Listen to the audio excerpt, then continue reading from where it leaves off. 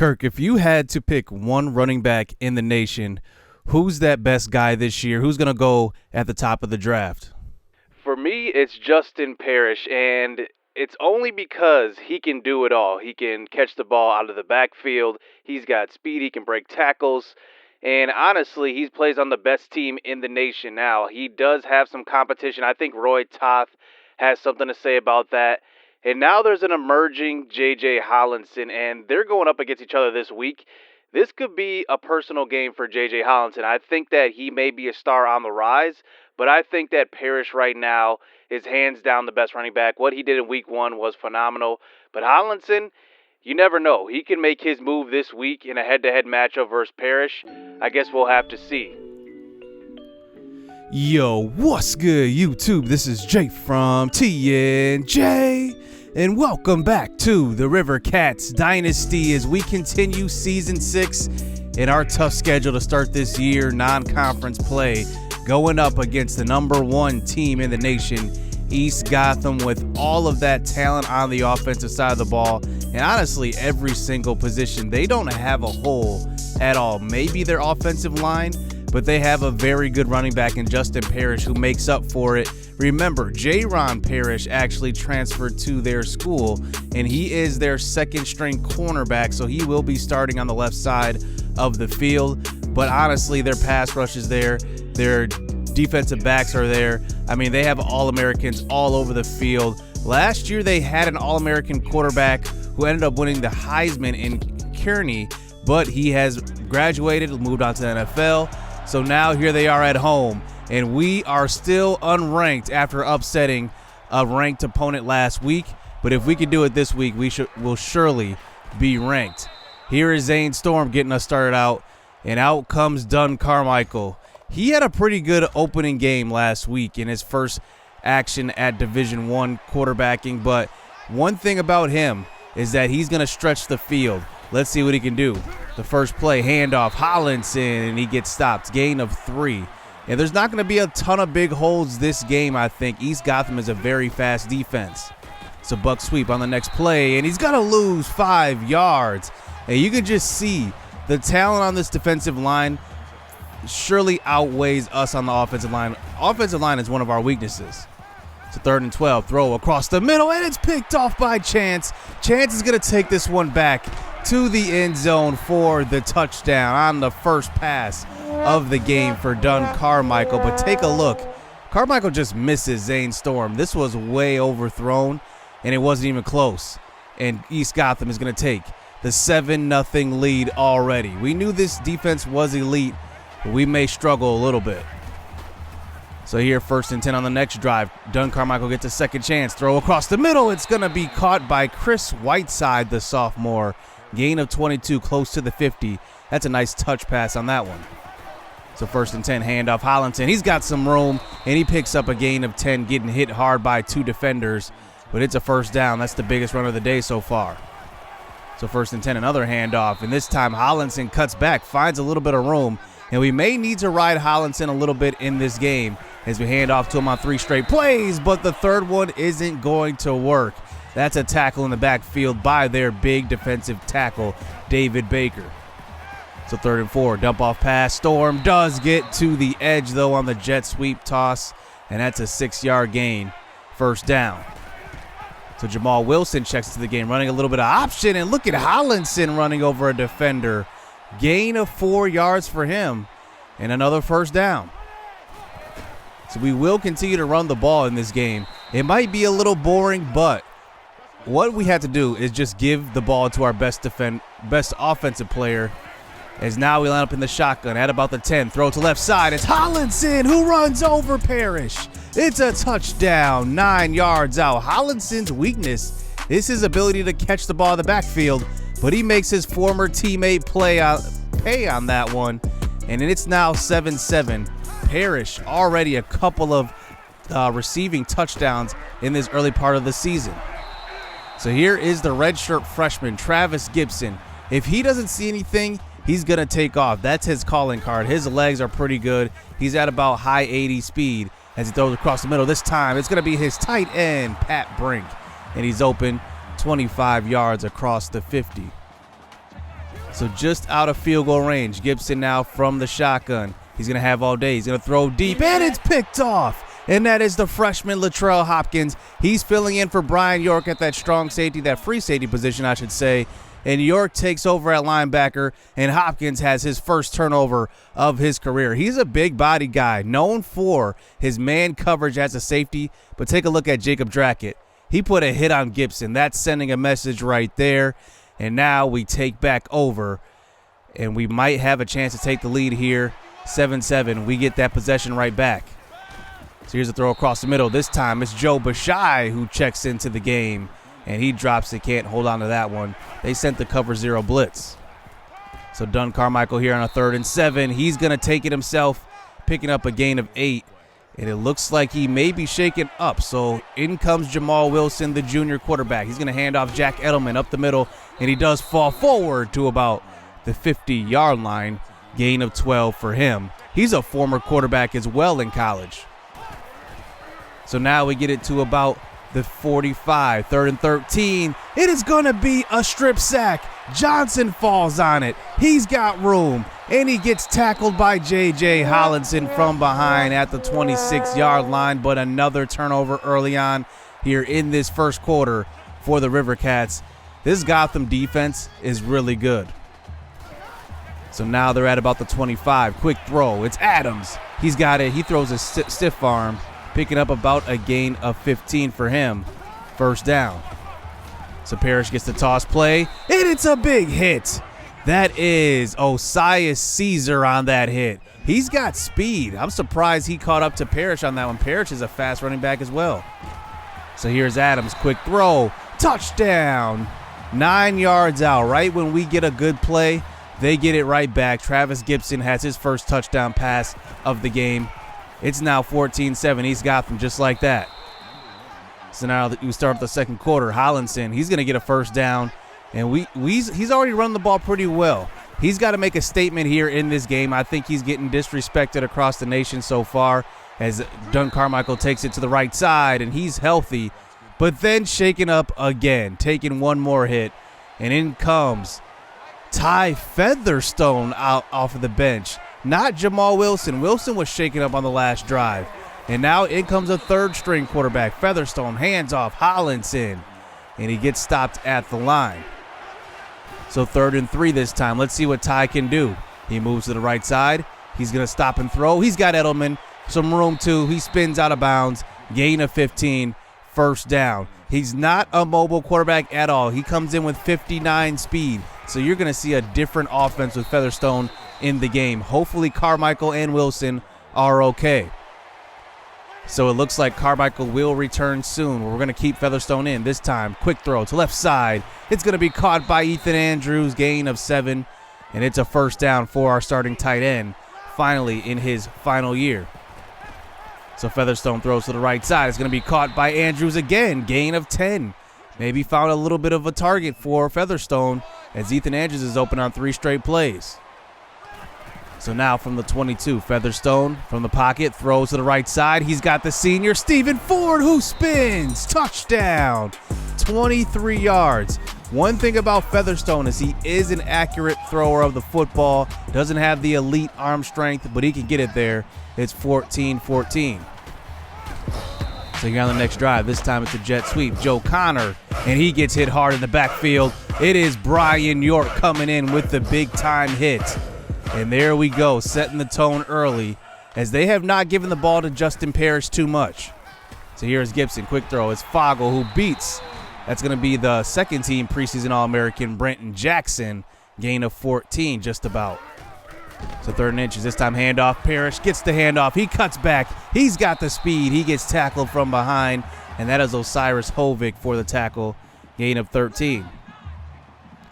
So 1st and 10 under center this time. They're going to hand off. Parrish shows some patience and picks up about a gain of 6. But you see our defense containing him from getting to the outside. If he gets to the outside, he could take it the distance. He's got 94 speed. So the next play, Gibson throws. It's a touchdown. Joe Connor beating our secondary once again. Just so many times this season so far, we've gotten beat through the air. But then we have an injury update. Wilson's out for 1 quarter, so eventually the first half, and Zane Storm is out for the entire game. So we're going to miss probably one of our best playmakers on offense at the wideout position. So Dunn Carmichael checks back into the game here. Rolling out to the right side, he throws. It's going to be Chris Whiteside who falls ahead for a first down, trying to get some points on the board while also using some clock, not letting East Gotham get another possession. So here's Carmichael, quick throw to the right side. It's Stephen Ford who's got his second catch of the game. 15 yards for a first down. So Carmichael throws across the middle again. Edelman just nickel and diming them all up the field. Gain of 12 for him, first down. So a minute and a half left here in the first half. Carmichael throws to the right side. He's got Whiteside again. Somehow avoided that sack. The sack was right in his face. The pressure was there. But he finds Whiteside, his 5th catch of the game so far. So another throw. Edelman again. 8 yards, first down. Keep moving the chains. We call a timeout. So we didn't run the ball at all on that drive. Here's Hollinson, though. He gets the handoff. Touchdown. Another touchdown for him this game. He's definitely outplaying Justin Parrish so far, and he gets in from 5 yards out. And that's how this one goes into halftime versus the number 1 team in the nation. It's 21 up, second half.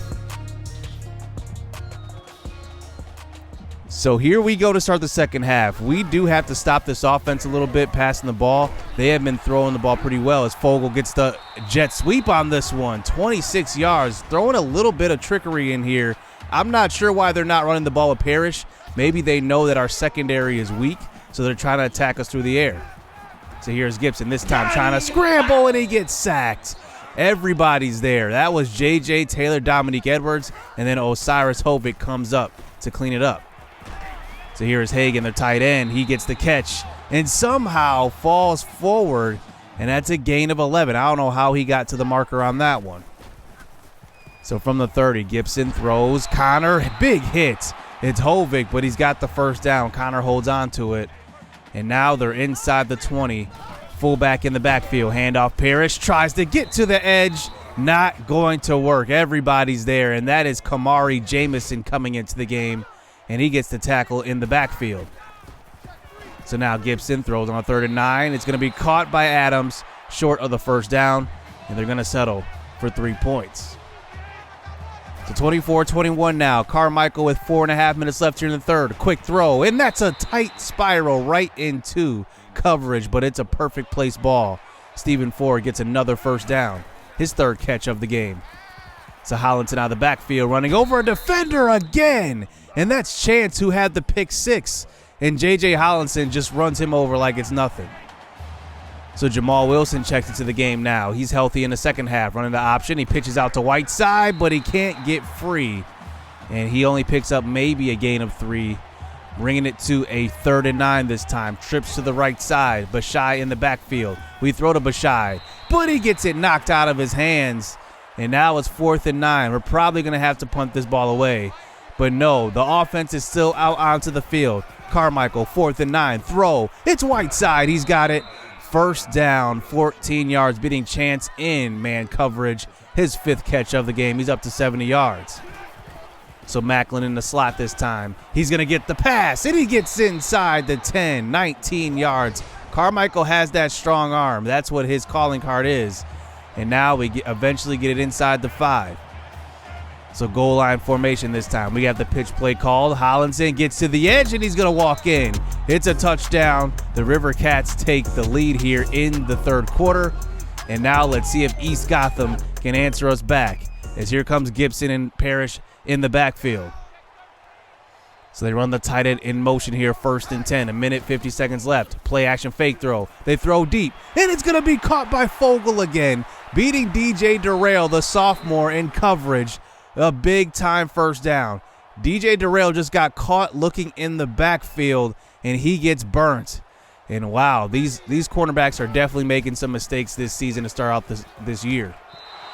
So 3rd and 4. It's another throw, and Gibson had an open man and just overthrew him, and they settle for another field goal. So now it's 28-27. So what we have to do is kind of run this clock a little bit.